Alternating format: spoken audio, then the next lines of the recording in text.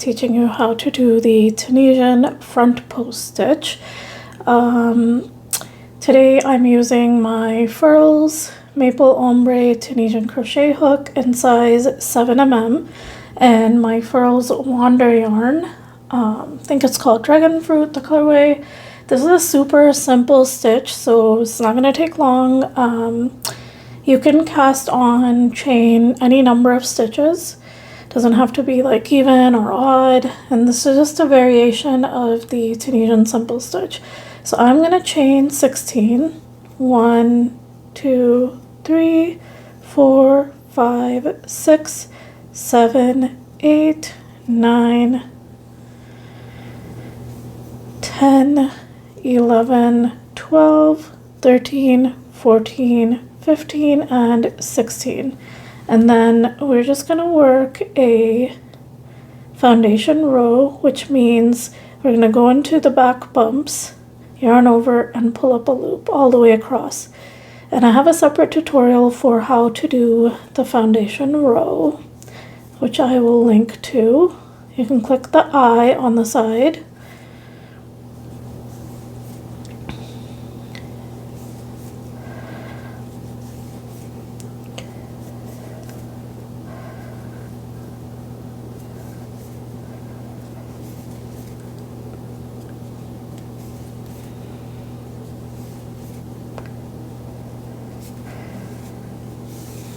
Alright, and then we're just going to do a normal return pass.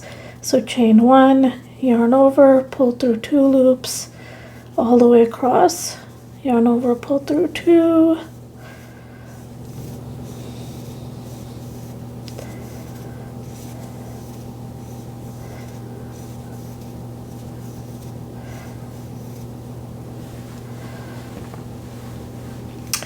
alright, so basically what we do for the front post Tunisian crochet stitch is super simple.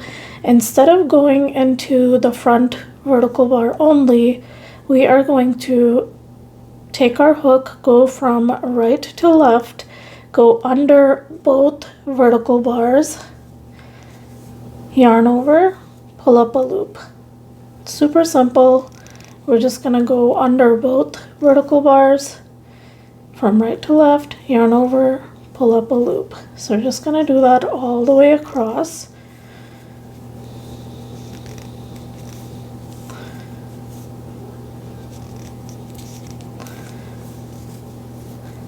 It's kind of like the full stitch, but a little bit different. But it looks really nice, and it's a good variation to use if you're looking for something slightly different. Alright, and go under, yarn over, pull up a loop. Now we're just going to work our last stitch as normal, going under both loops, and then yarn over, chain 1, yarn over, pull through 2 all the way across. We just do a normal return pass.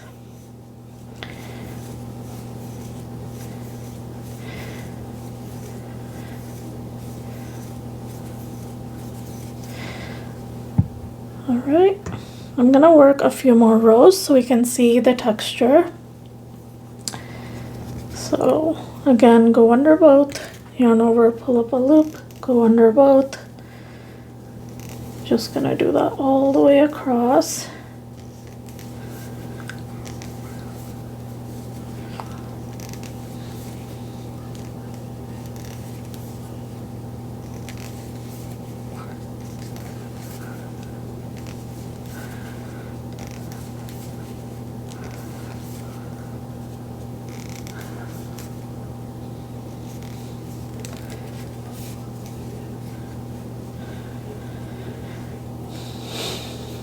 Chain 1, yarn over, pull through 2, all the way across.